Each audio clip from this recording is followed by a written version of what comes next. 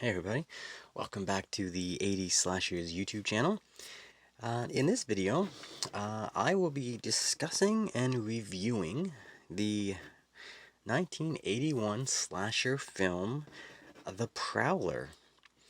Just like always in this review, I will be, discussing the plot, the setting, the kills, the nudity, briefly talking about the Blu-ray itself, before wrapping up with just some final thoughts.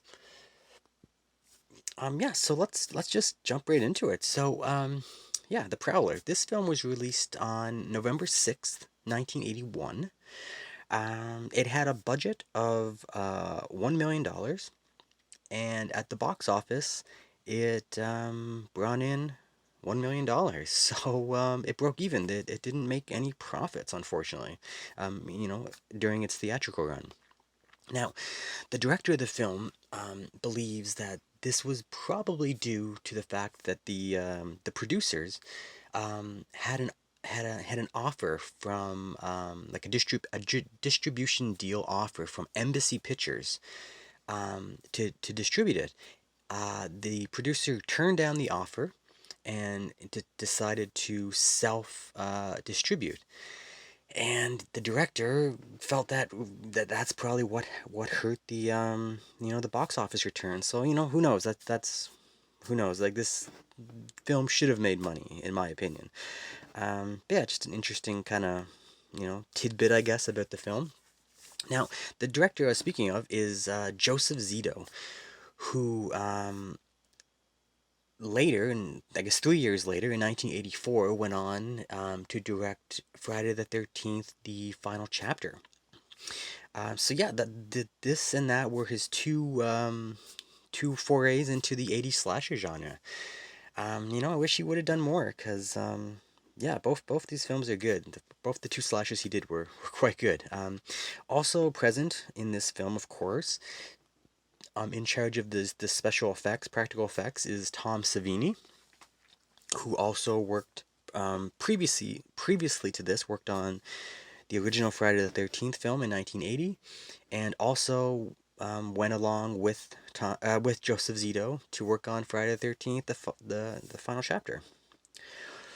An interesting fact about Tom Savini: not only did he do the practical effects in this, but whenever there was an on-screen kill, he was actually dressed up as the killer, because he was the one who felt comfortable in knowing how to actually do the effects, the on-screen kills. So, kind of a thing, kind of a cool thing. Savini has acted before many times, but it's kind of neat that he was actually the killer during the actual kill sequences, like to perform the practical effects. So, kind of a neat little another neat little tidbit about this film. So that's just kind of some bullet points, I guess, about this. So let's now just jump into the plot.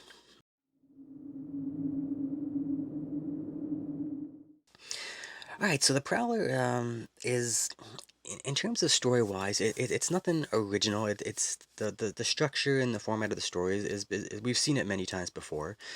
But the film opens, um, talking about in 1945, when World War II is come to an end. And there's like a little thing about like the soldiers returning home, and there's like a Dear John letter from Rosemary, um, one of the females at the beginning of the film, saying how she's couldn't wait for her soldier boyfriend while he was overseas, and she's gonna move on. Hope we can still be friends, etc., etc. And then it flashes to a graduation dance at a college in 1945, and we see the character of Rosemary with her new beau at the time. And yeah, the killer comes in and kills them both. And I guess, and then the film kind of jumps forward to 1980s when it was set.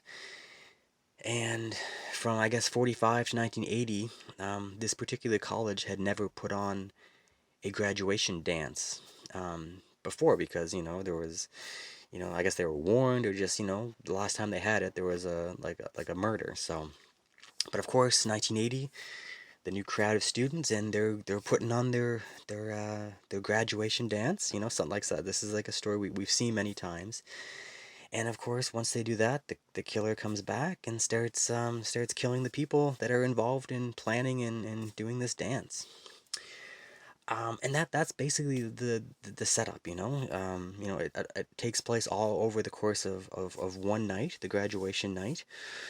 And yeah, the killer just prowls around outside and picks off his victims one by one.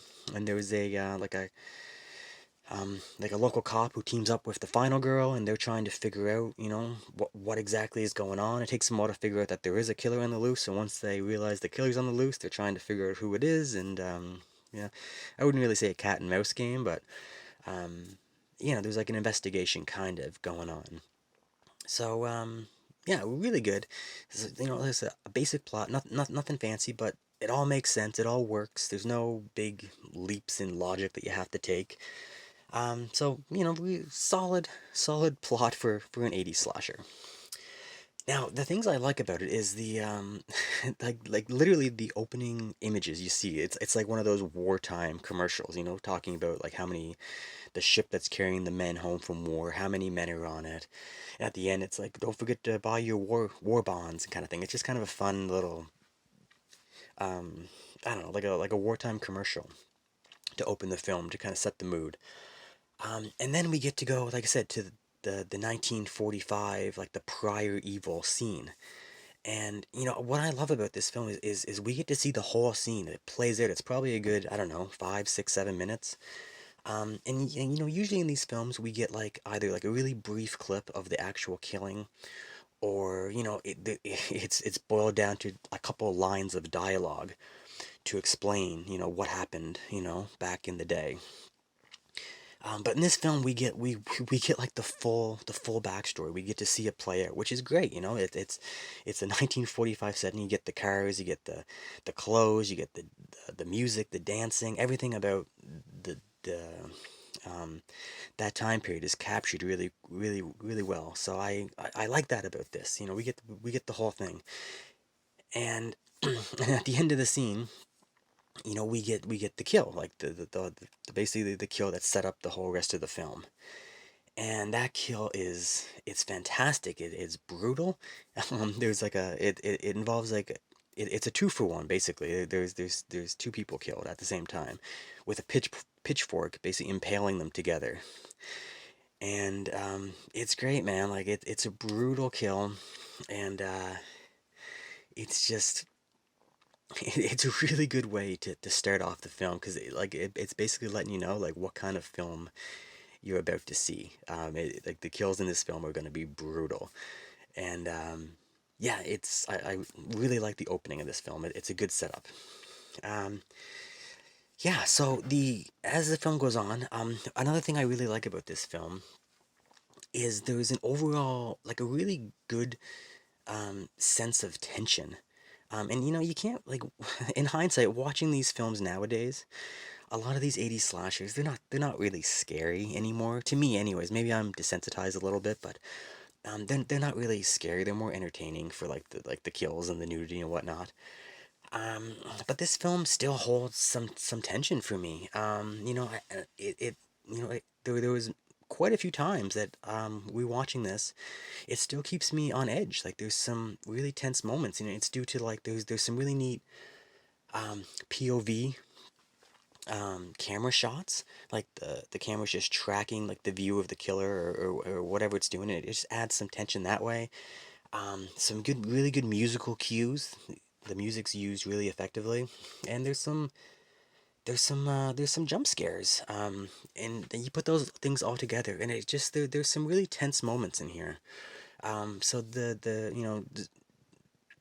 Joseph Zito did a really good job, I feel, creating tension. And I'm sure back in 1981 in the theaters, it was probably really scary.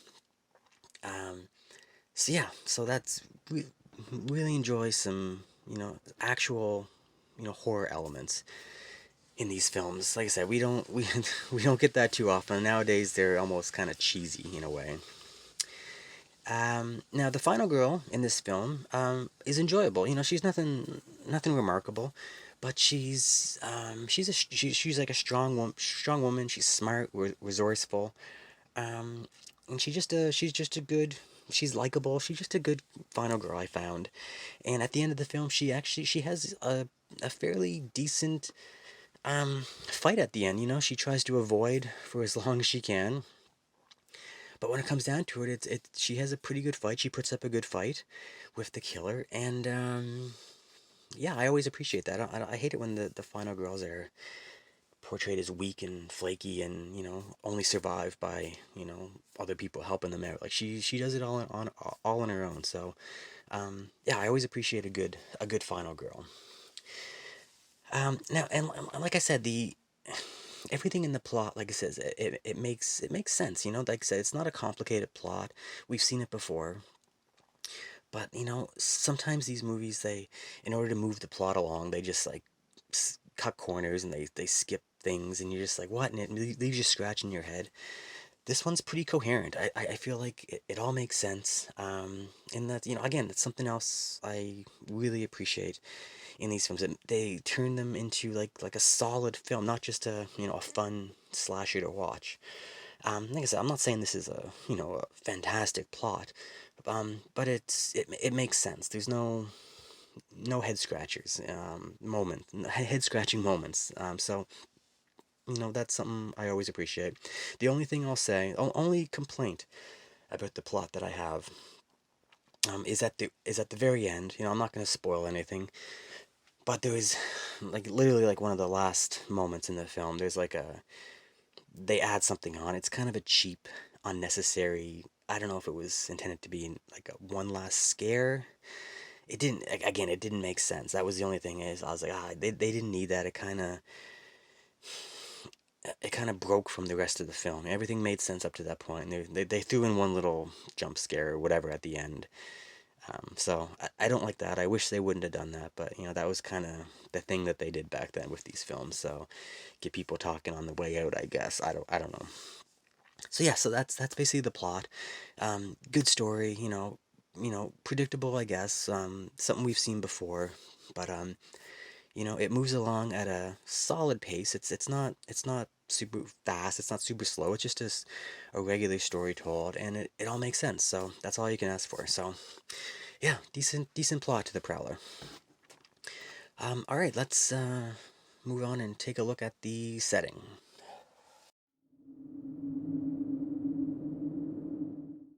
All right, so like I said, the beginning of this film is set in 1945 at a college campus, like doing like a graduation dance.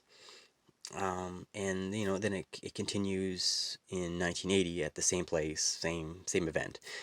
And like I said, I love like I consider the like the 1940s is part of the setting because it has a vibe to it. It has like the language and the clothing and the music and the cars and it just I like that, and we get quite a bit of it. We get a good introductory um,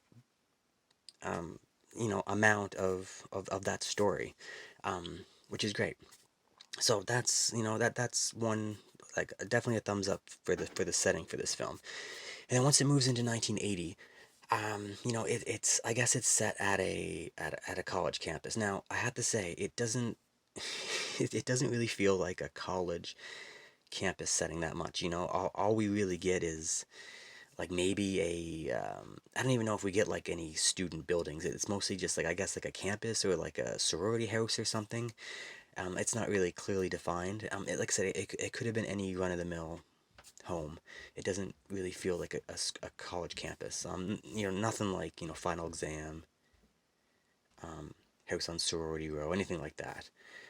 Um, so I guess that's kind of a letdown, I guess. But um, the scenes that take place in like whether it's like the dorm room or like the sorority house, whatever it is, they're pretty good. It's kind of those they're kind of old and run down, and they make for a good 80s slasher setting, and there is some scene setting, there's some chase scenes and whatnot.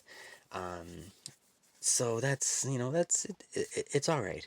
And there's also some scenes as the as the graduation dances going on that are really great, really fun. You know, it really feels like you're um, at a college dance. It has like an early '80s vibe to it. There's a really fun band playing. I think like this, there's a couple songs that play like over and over again. But yeah, it's a really fun, lively type setting. It really, brings that early '80s feel to the film. And now, in terms of like standout settings within the film, there's just one other thing. There's like a pool scene. We'll talk about it more. It's right here, actually. It's on the cover. Um, but there's like a pool scene setting, and it's for me, it's like kind of the showcase scene in the film, and it's really really well done. It's very atmospheric. There's like the use of light shadows. It's really good. So again, it's there's not one particular setting within the film. Like some of these films, you get like a camp or like a mall or a like a college campus. We don't really get that with this film. It's more of an overall feel. Um, but yeah, the pool scene is really atmospheric and creepy. But like I said, like the way I would describe this film, it's the setting of the whole film itself. Now, apparently, it was intentional by the director, but what he was going for was kind of a ghost town feel for the way the film looked. And I think that's exactly how I would describe this. Like the town, like the campus, the pool. There's like a graveyard setting. Everything it just kind of felt a little isolated, like a like an isolated aura to it. Um, so yeah, so like so while there's no standout locations, um, like just the whole film as a whole is just kind of filmed in like a has like an eerily like a cloudy I don't know. It just has a feel to it, and it fits exactly. Like an old timey war soldier. Like when you pair that with the opening 1945 scene, it just kind of all comes together, um, and it's perfect for an '80s slasher. Um, I wish I wish there would have been more of a um, school school location setting, but we don't get that. We just get more of a vibe to the setting of this film, and it's good. It has a good vibe to it. So yeah, so that's it for the setting. Um, let's uh, let's talk about the kills.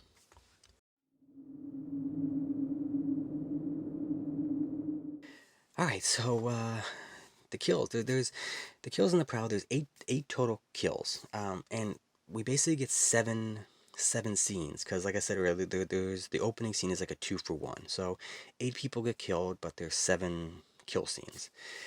And not beating around the bush, the kills are the star of the show. Um, this might be, as a whole, as a overall film, this might be my favorite '80s slasher for kills.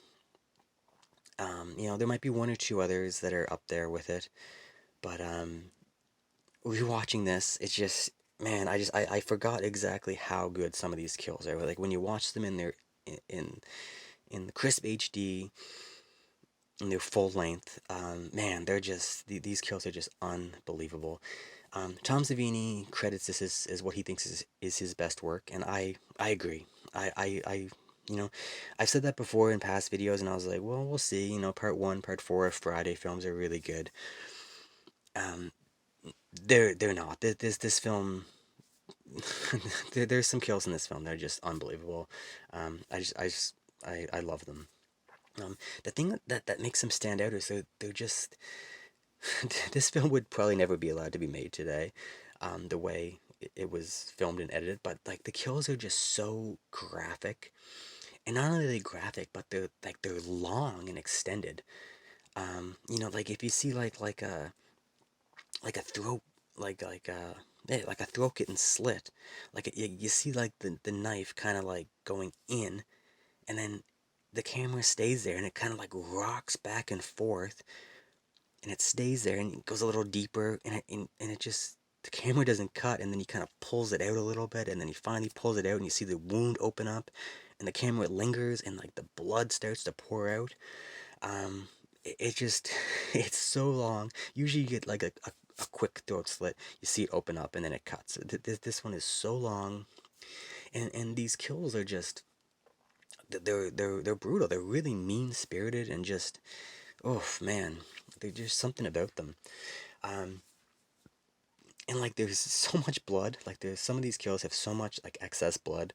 It's great. Like you don't you usually see a little bit of blood. There's so much gore and blood in these kills. It's just oh man. There's the thing of beauty. Like says there's a bunch of like highlight kills for me. Like usually these films have like one maybe two standout kills.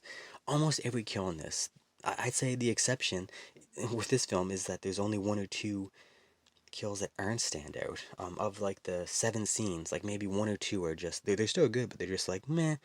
But like four or five of these kills are just unbelievable. Like you have like there's like a bayonet through the head, which is super long and extended and graphic.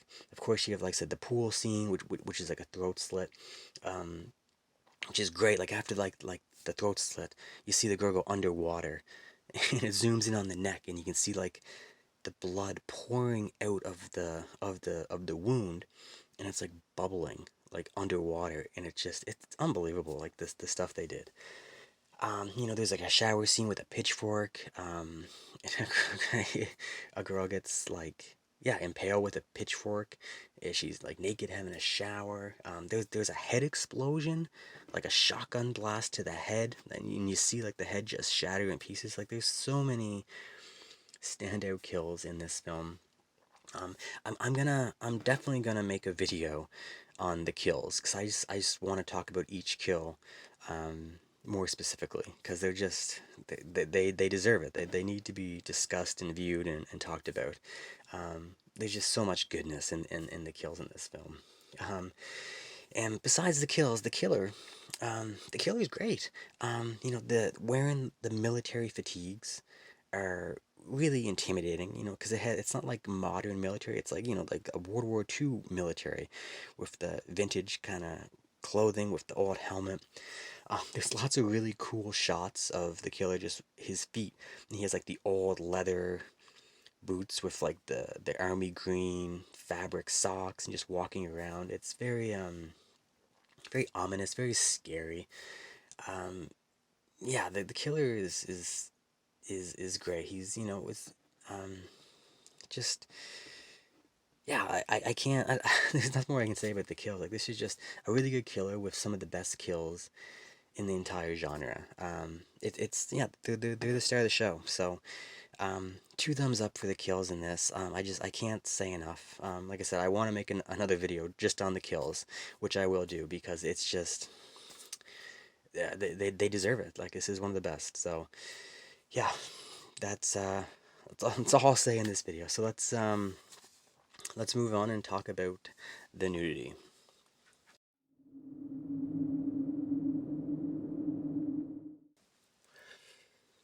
All right, so in terms of nudity for the Prowler, there's not too much. You only get one scene, and like I said it's a shower scene.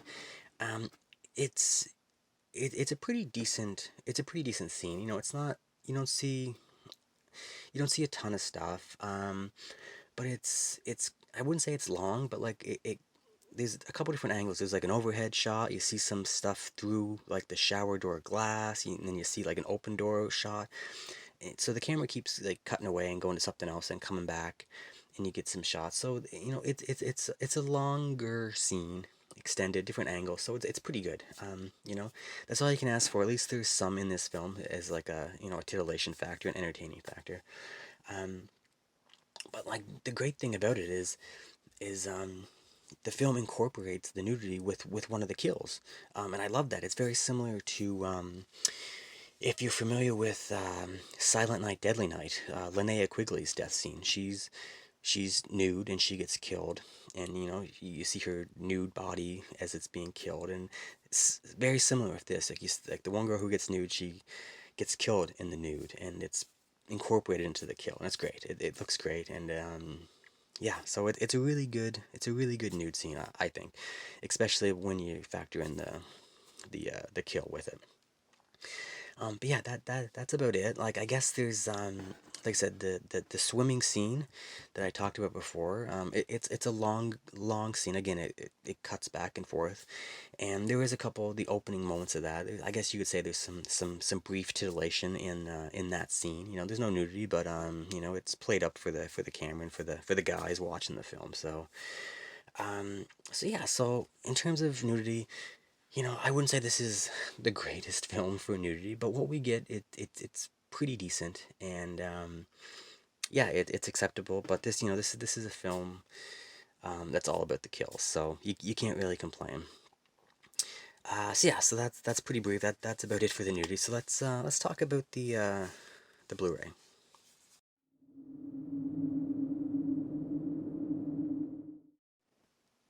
All right, so the Blu-ray itself, this was put out by Blue Underground. This is kind of I guess you would say a bare bones release. There's not too much about this. Like in terms of special features, all you get a commentary track, you get the theatrical trailer, and the one really cool special feature is there's like a Tom Savini behind the scenes gore footage. It's about 10 minutes. It's really good. You get to see some like making of how he does the footage and stuff. So that's a really good feature. But that's it. Not too much. Um, there's no reversible artwork. You just get like a what do we get here? What's a picture? Yeah, I just get a picture there. Yeah, just the disc itself. So yeah, I have to say the case is cool. It has like a square. Usually these cases are like all rounded. This one kind of has a I don't know, like it's a nice solid sturdy case. So I like the case on this. So yeah. Audio video, it's fine. This film has, like I said, it's kind of has like a kind of like the ghost town feel. It's kind of has like a hazy feel to it. So it's not um it's not going to be the sharpest image. It's just, I think it's just the source material. It still looks good. Everything's crisp and clear in HD. I've seen this film in lesser quality, and it is a dark film. A majority of it takes place at night, so it is a dark film. So so yeah, it's not the best looking source material. But it looks fine. I don't. I guess if they put it on 4K, it could look a little better. But it looks fine. The audio sounds great. So yeah, like I said, I don't want to call it a bare bones release, but it's all you need. Like I said, it looks good, it sounds good, it has enough features that's something else after the film to watch. Good sturdy case. Yeah, I can't recommend it enough. Like just for the film itself, like this is the way you want to watch it. There's probably some versions on DVD or something, VHS maybe, that there isn't another version that's cut. I think there's like, I don't know, 3, 4, 5 minutes cut, and it's obviously of those long kills. Like I said, the kills are really long and extended, and that's probably some of the stuff that's cut. So this is definitely the version. I think this movie's an hour and um 29 minutes, 89 minutes. So definitely watch the 89 minute version, because those extra minutes in the kills is what you're watching this for. So yeah. So that's the Blu-ray. So yeah, let's just wrap it out with some final thoughts.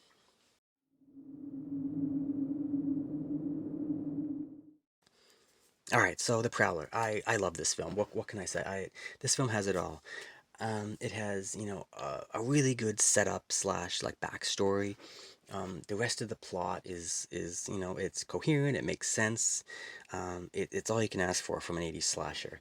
The setting is, it kind of has like an eerie, spooky vibe that just fits this type of film really well. It just works really well for what this is. Some, I guess, decent nudity, you could call it. But like I said, like the star of the show is the kills, probably the best in the genre. Um, there might be something else you could argue, but for right now, just this, having watched it just fresh in my mind, I think this is the best in the genre. These kills are just incredible. This is, in my opinion, this is what an 80s slasher should be. It's one of the films that I judge all the others against, especially for the kills. Like when I'm watching another film, and you see what the type of kills, this is the high bar. This is what it'll be compared to. And unfortunately, there's only, like I said, there's only a couple others that are gonna match this. So it's really good. If you're on the fence about watching this film, because I know there's some people I've read online that some people don't like this because they say it's slow paced or something like that.